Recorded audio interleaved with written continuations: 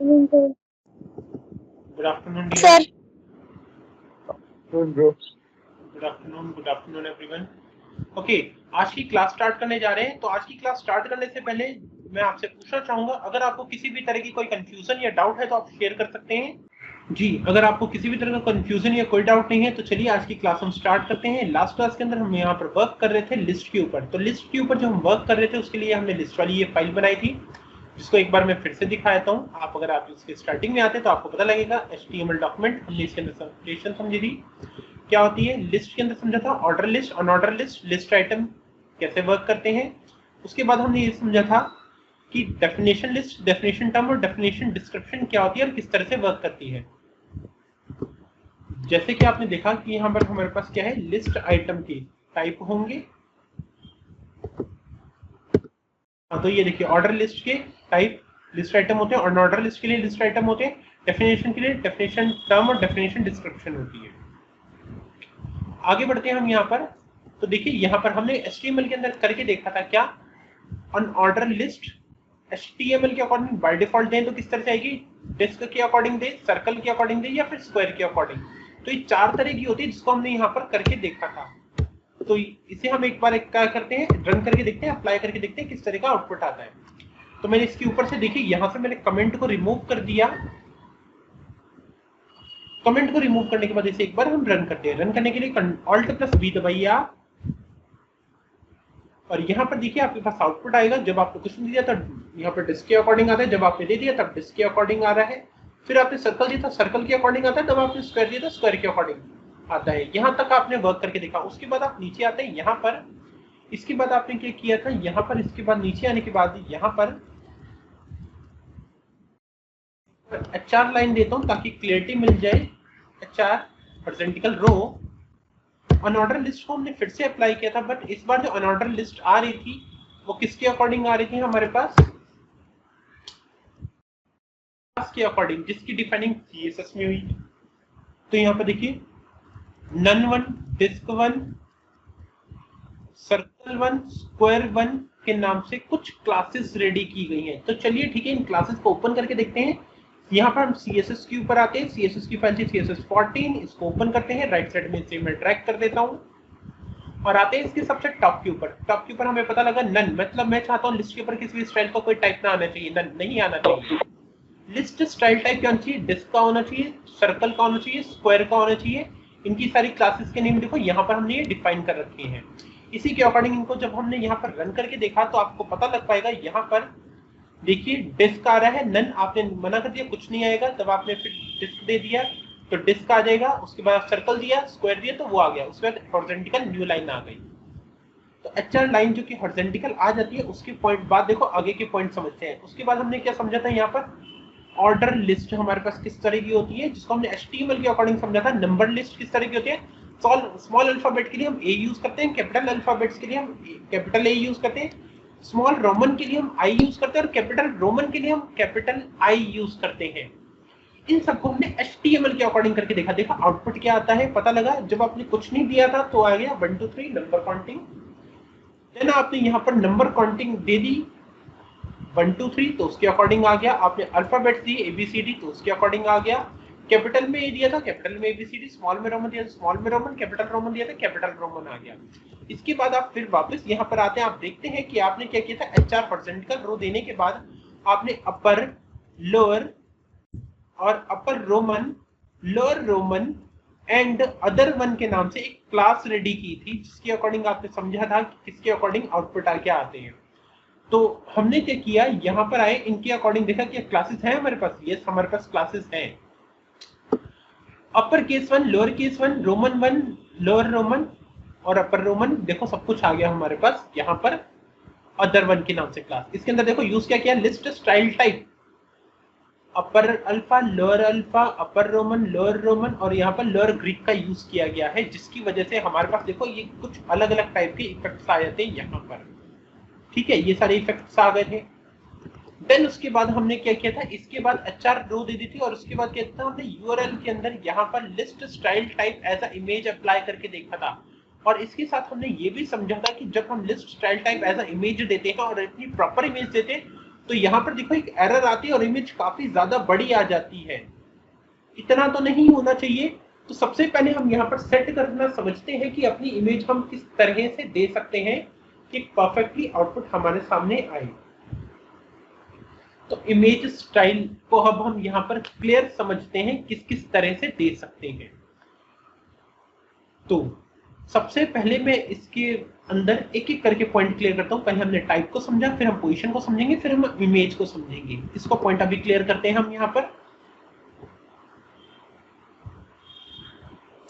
पर आपने देखो ऑलरेडी क्लास बना रखी है। क्लास के अंदर से बना रखी है आपने डिस्क1 के नाम से। यहाँ पर आए, इसके अंदर आए तो मैंने दे दिया लिस्ट स्टाइल पोजीशन। ऐसे आनी चाहिए। देखो सबसे पहले मुझे क्या मिलता है यहाँ पर, इनसाइड में आनी चाहिए। ये क्या होगा, थोड़ी अंदर की तरफ आएगी। बाकी सब क्या थी, एक नॉर्मल साइज के पोजीशन के अकॉर्डिंग आती थी, ये अंदर की तरफ आएगी। तो मेरे पास कहाँ है, डिस्क1 की आउटपुट मैं आपको दिखाता हूँ। डिस्क1 मेरे पास कहाँ है, ये रहा मेरे पास डिस्क1। इसके ऊपर इफेक्ट देखते हैं किस तरह से आता है। Alt+B करके रन करते हैं। पहली बात तो देखो ये HTML के अकॉर्डिंग आ रहा है, तो यहाँ पर तो इफेक्ट पता नहीं लगेगा। थोड़ा नीचे चलते हैं। यहाँ पर आप नोटिस करेंगे कि ये जो मेरे पास सर्कल्स आ रहे हैं, इससे पहले जो कि डिस्क आई है ये क्या है, थोड़ी अंदर की तरफ आ रही है। यहाँ पर देखो आपने नन दिया था तो नन के अकॉर्डिंग कुछ भी नहीं आ पा रहा, ये थोड़ी अंदर की तरफ आ रही है। वापस मैं आता हूँ यहाँ पर। नन के बाद जो आपने डिस्क दे रखी, यहाँ पर इसका इनसाइड जो आपने दे रखा था, इसको मैंने यहाँ पर देखिए कर दिया कमेंट देने के बाद मैं यहाँ पर आता हूँ, लिखता हूँ लिस्ट स्टाइल टाइप पोजीशन, और मैंने कर दिया इस बार आउटसाइड में आनी चाहिए। अब वापस आता हूँ मैं, इसको देखो रिफ्रेश करने जा रहा हूँ। अब इस पोजीशन को देखेंगे यहाँ पर इधर की तरफ हो जाएगा। Ctrl+0 ताकि मुझे पहली बार में ही नजर आ जाए। इसे देखो पूरी तरह से मैंने टॉप पर कर दिया। आप देख पाएंगे इनसाइड में क्या रहा है, ये देखो इधर की साइड रहा है, इनसाइड में। रिफ्रेश किया, ये देखो वापस आ गया, बाहर की तरफ आ गया। ठीक है। इवन जब आपने नन दे रखा है वो भी देखो इसी पोजीशन पर ही शो कर रहा है। ठीक है। तो इसको हमने वर्क करके देख लिया किस तरह से होता है। तो हमें यहाँ पर पॉइंट क्लियर होता है। ठीक है। इस पॉइंट को क्लियर करने के बाद नेक्स्ट में आता हूं, लिस्ट स्टाइल किसके ऊपर, इमेज के ऊपर। लिस्ट स्टाइल इमेज आनी चाहिए। इमेज कैसे आनी चाहिए, URL के अकॉर्डिंग आनी चाहिए। यहाँ पर आप URL एड्रेस देंगे। ठीक है। अब URL के अंदर देखो इमेज का एक्चुअली पहले खराब क्यों हुई थी, जब आपको लास्ट क्लास में देना सिखाया गया था, या फिर इसी क्लास की स्टार्टिंग में बात करो जब आपको सिखाया गया था, तो उसके अंदर इमेज खराब इसलिए हुई थी क्योंकि इसका साइज बहुत बड़ा था। मैं क्या करता हूँ, यहाँ से गूगल से कुछ इमेज ले लेता हूँ। तो मैंने देखो यहाँ पर गया,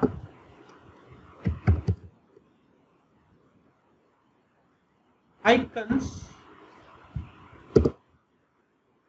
PNG इमेज ले ली।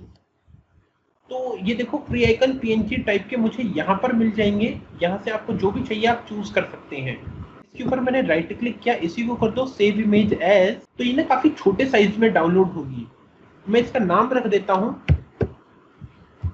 Icon1। सेव करने जा रहे हैं। यहाँ से आप एक्सटेंशन देख सकते हैं इसकी किस एक्सटेंशन के अंदर हो रहा है। ठीक है। ये मेरा PGEJ, ये मेरा JPEG में हो रहा है सेव। ठीक है। JPEG में ये मेरे पास सेव हो गया। सेव कर दिया इसे। आते हैं चेक करते हैं, डेस्कटॉप पे आ चुका है। पर आइकन का साइज अगर आप यहाँ पर देखें तो आपको नीचे पता लग पा रहा है 219 पिक्सल का साइज आ रहा है। तो अभी भी काफी बड़ा साइज है साइज के अकॉर्डिंग। साइज देखो 6.78 KB का है, उसमें तो ज्यादा प्रॉब्लम वाली बात नहीं है। पर अगर आप इसके डायमेंशन देखें 219 काफी बड़े आ रहे हैं। तो इसको ठीक करने के लिए दो तरीके हैं। आपको फोटोशॉप आता है तो आप उसके ऊपर कर लीजिए, और अगर नहीं आता तो बहुत ही इजी तरीका बता रहा हूं। अगर फोटोशॉप नहीं आता तो आप यहाँ पर आइए, पेंट के ऊपर क्लिक करिए। ये हर सिस्टम के अंदर होता है, ये नेचुरल सी बात है। यहाँ पर आएंगे, आपने क्या करना है, इसे यहाँ पर Ctrl+W दबा देना है। तो यहाँ पर आएगा रिसाइज एंड श्रिंक। तो मैं इसे श्रिंक कर देता हूँ, कितना 10% का। तो 219 था, 10% रख दिया तो 21 पिक्सल का रह जाएगा।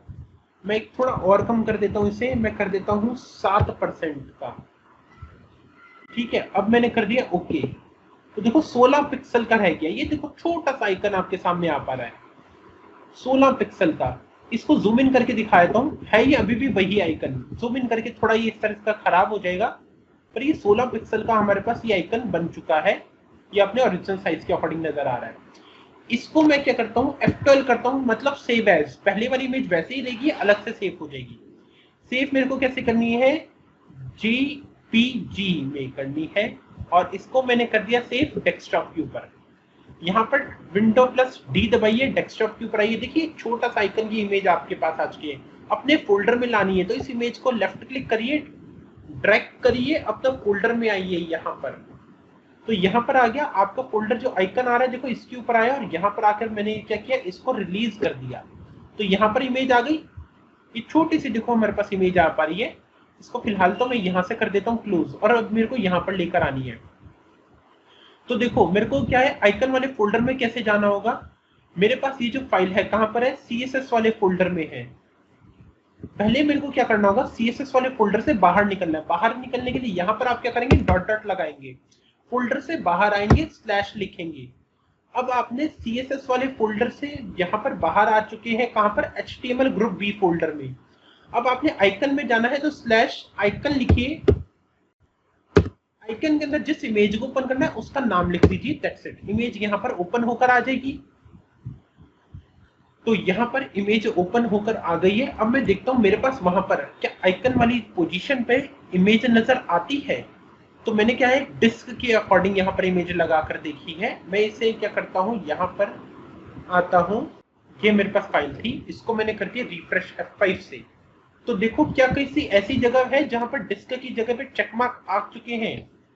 तो ये मेरे पास इमेज है। तो देखो इसको साइज में कंट्रोल प्लस करके बड़ा करता हूं तो आपको पता लगेगा, इसके आगे देखो आइकन इमेज आ चुकी है।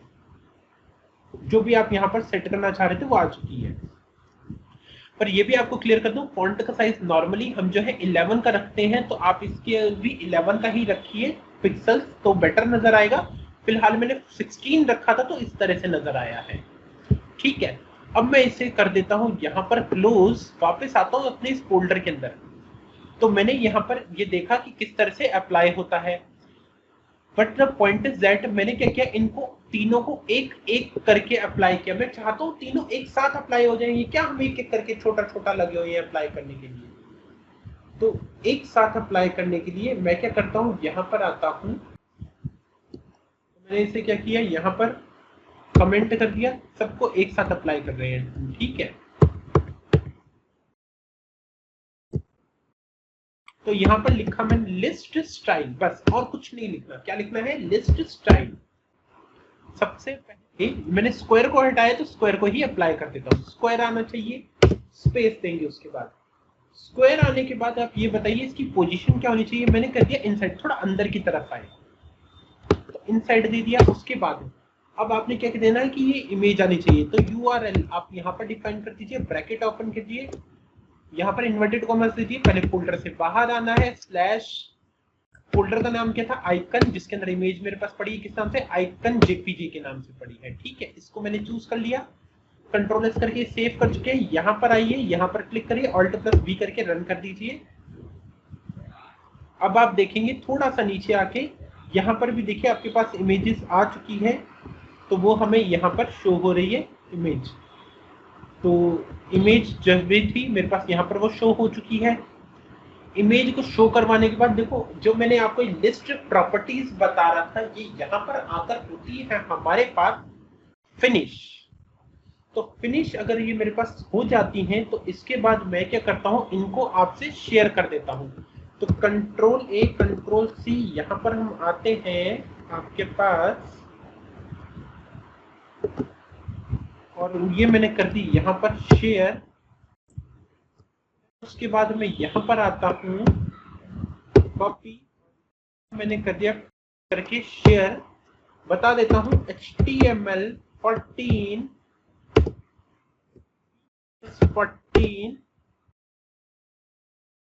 लिस्ट हो चुकी है मेरे पास, डन। ठीक, अब मैं यहाँ से आपसे कहना चाहूंगा, कोई पॉइंट है जिसे आप शेयर करना चाहते हैं, कोई डाउट तो आप मेरे को बता सकते हैं, अदरवाइज आप अपनी अटेंडेंस देना स्टार्ट करिए।